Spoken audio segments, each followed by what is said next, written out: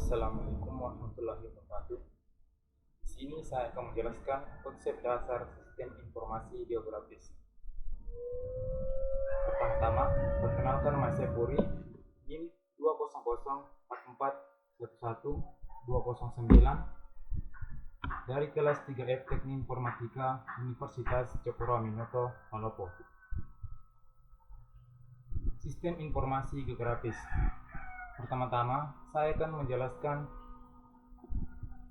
kata dari sistem informasi dan geografis. Yang pertama ada sistem. Sistem adalah suatu kesatuan, baik objek nyata ataupun abstrak, yang terdiri dari berbagai komponen atau unsur yang saling berkaitan, saling tergantung, saling mendukung, dan secara keseluruhan bersatu dalam satu kesatuan untuk mencapai tujuan tertentu secara efektif dan efisien. Yang kedua ada informasi. Informasi adalah pesan atau ucapan ekspresi atau kumpulan pesan yang terdiri dari order sequence, dari simbol atau makna yang dapat ditafsirkan dari pesan ataupun kumpulan pesan. Yang ketiga ada ilmu geografi. Ilmu geografi merupakan ilmu yang mempelajari tentang lokasi serta persamaan dan perbedaan keruangan atas fenomena fisik dan manusia di atas permukaan bumi. Dalam Kamus Besar Bahasa Indonesia atau KBBI, geografi adalah ilmu pengetahuan iklim, penduduk, flora, fauna, serta hasil yang diperoleh oleh bumi.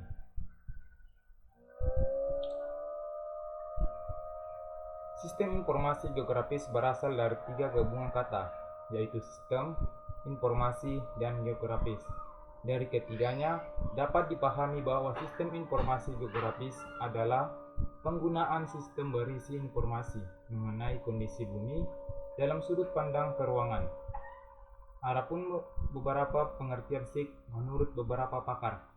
Yang pertama menurut Prisman, SIG adalah sistem yang terdiri dari perangkat keras, perangkat lunak, dan data manusia, organisasi, dan lembaga yang digunakan untuk mengumpulkan, menyimpan, menganalisis, dan menyebarkan informasi-informasi mengenai daerah-daerah di permukaan bumi. Yang kedua ada dari Demers. SIG adalah sistem komputer yang digunakan untuk mengumpulkan, memeriksa, mengintegrasi, dan menganalisis informasi-informasi yang berhubungan dengan permukaan bumi. Jadi, definisi SIG adalah suatu sistem yang bertugas mengumpulkan, mengelola, dan menyajikan data atau informasi yang berkaitan dengan geografi.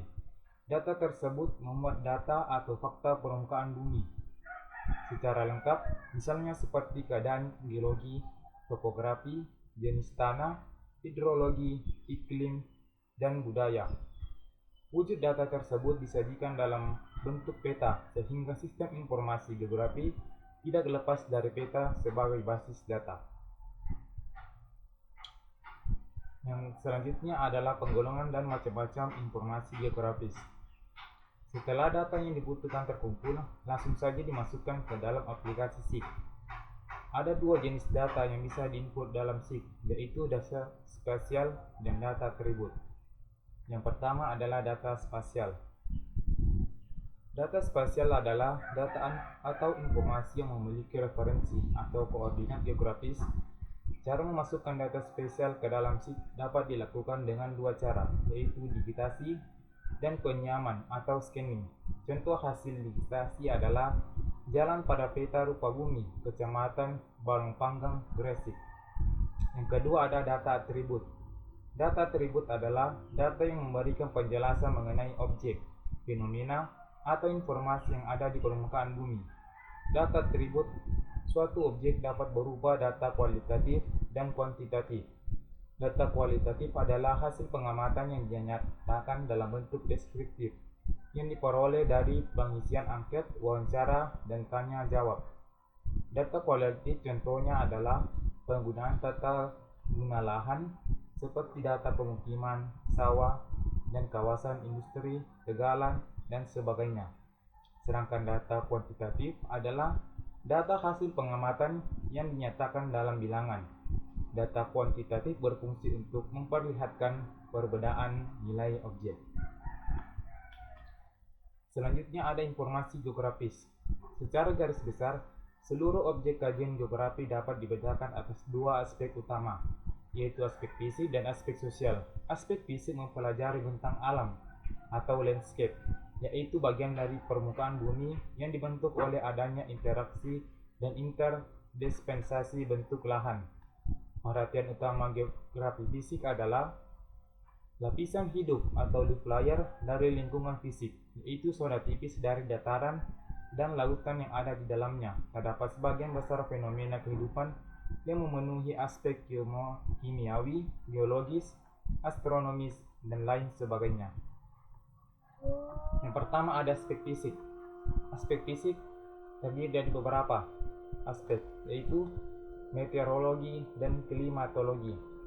Meteorologi berasal dari kata Yunani, yaitu meteoros, yang artinya benda yang ada di dalam udara, dan logos, yang artinya ilmu atau kajian. Jadi meteorologi definisikan sebagai ilmu yang mempelajari proses dan gejala cuaca yang terjadi di dalam atmosfer, terutama pada lapisan bawah, yaitu troposfer. Meteorologi atau ilmu cuaca menekankan pada proses fisika yang terjadi di atmosfer, misalnya hujan, angin, dan suhu. Selanjutnya ada klimatologi, adalah ilmu yang mempelajari tentang iklim, keadaan atau kondisi rata-rata cuaca yang lazim pada suatu daerah tertentu dalam waktu yang cukup lama atau sepanjang musim. Iklim berbeda dengan menurut garis bentang, letak relatif dengan benua dan lautan, serta kondisi-kondisi geografis setempat seperti ketinggian, arus laut, dan sebagainya. Yang kedua ada oceanografi.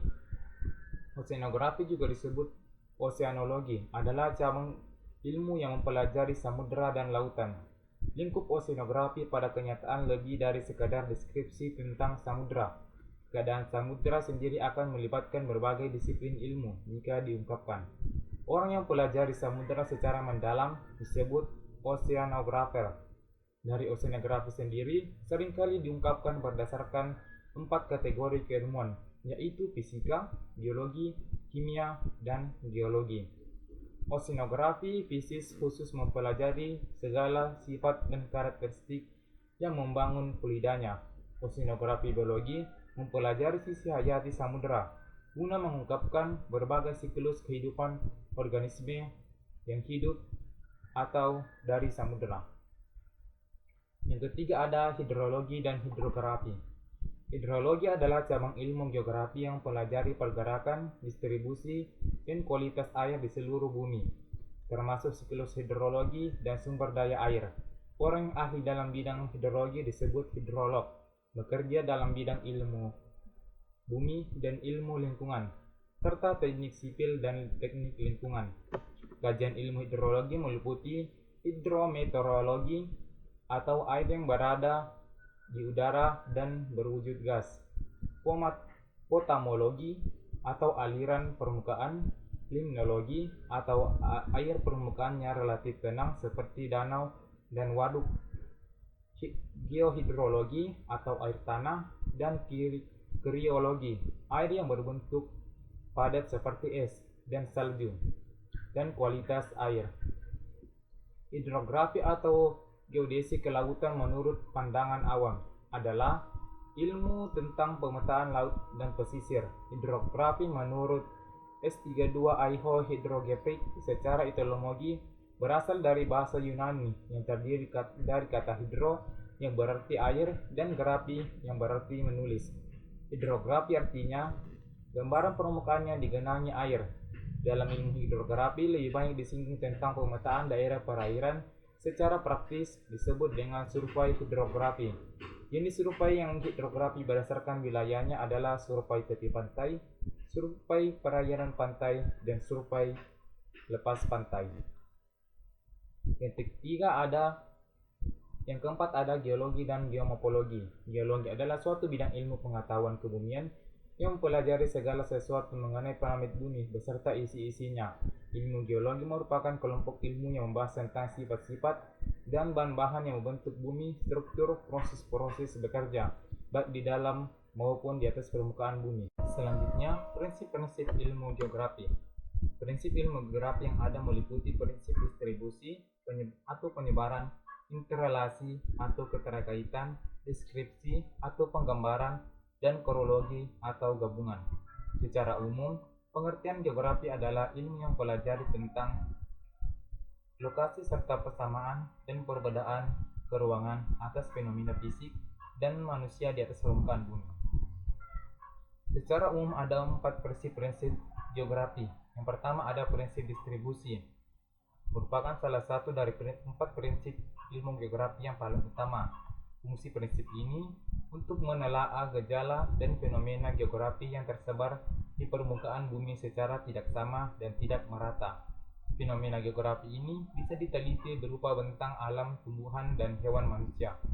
Contohnya, persebaran flora dan fauna di Indonesia dan persebaran potensi air yang berbeda di satu tempat dengan tempat lainnya.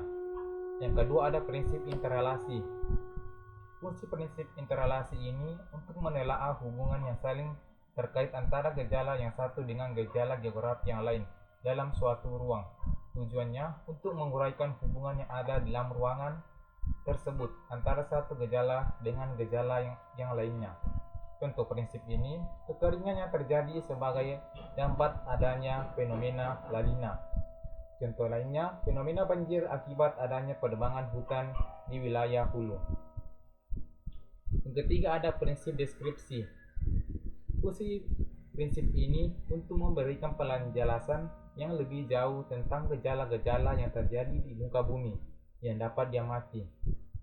Prinsip deskripsi ini pada intinya memberikan penjelasan yang lebih mendalam mengenai karakteristik dan spesifik gejala-gejala geografi yang bertujuan untuk menggambarkan fenomena geosfer yang memerlukan deskripsi melalui tulisan, tabel, gambar, dan grafik yang dapat disajikan melalui fakta, gejala, dan masalah-masalah sebab akibat secara kualitatif dan kuantitatif.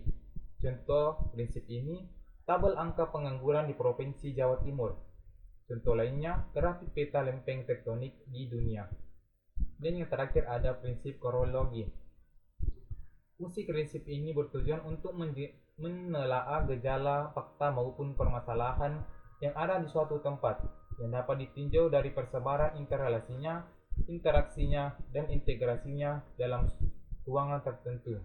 Contohnya, untuk meneliti masalah hujan harus diteliti mengenai persebaran curah hujan di Indonesia, penyebab adanya perbedaan curah hujan di berbagai daerah, serta dampak yang ditimbulkan dari tingginya curah hujan di wilayah tertentu.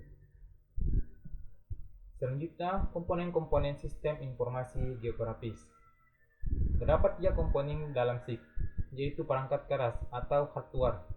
Perangkat keras ini berupa perlengkapan yang mendukung kerja SIG, seperti CPU, monitor, printer, digitizer, scanner, plotter, CD-ROM, PDU, dan flash disk. Bagian-bagian perangkat keras yang berfungsi. Yang kedua ada perangkat lunak atau software.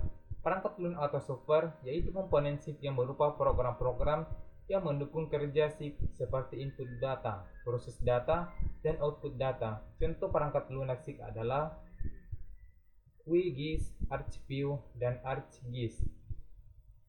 Yang ketiga ada manusia atau user.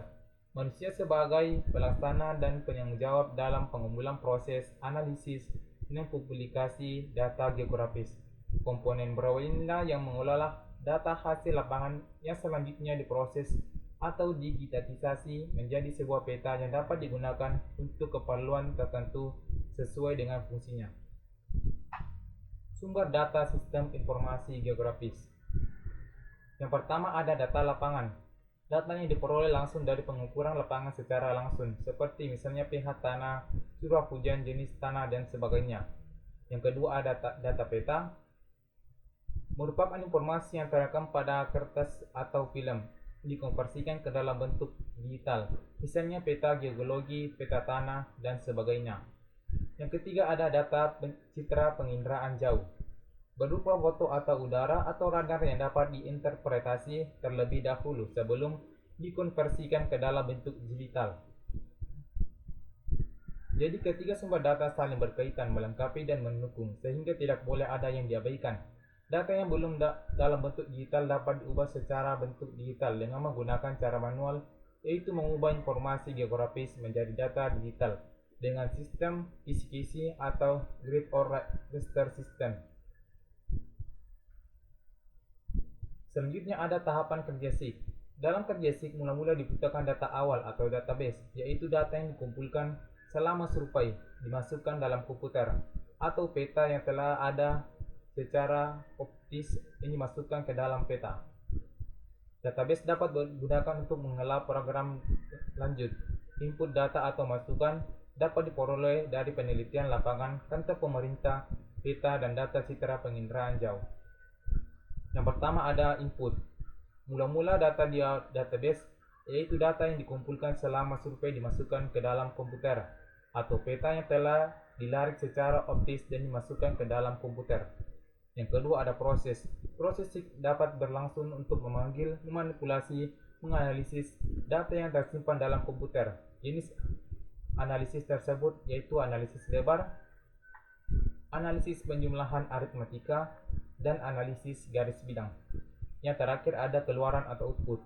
Data yang sudah dianalisis oleh SIG akan memberikan informasi pada pengguna data, sehingga dapat dipakai sebagai dasar pengambilan keputusan.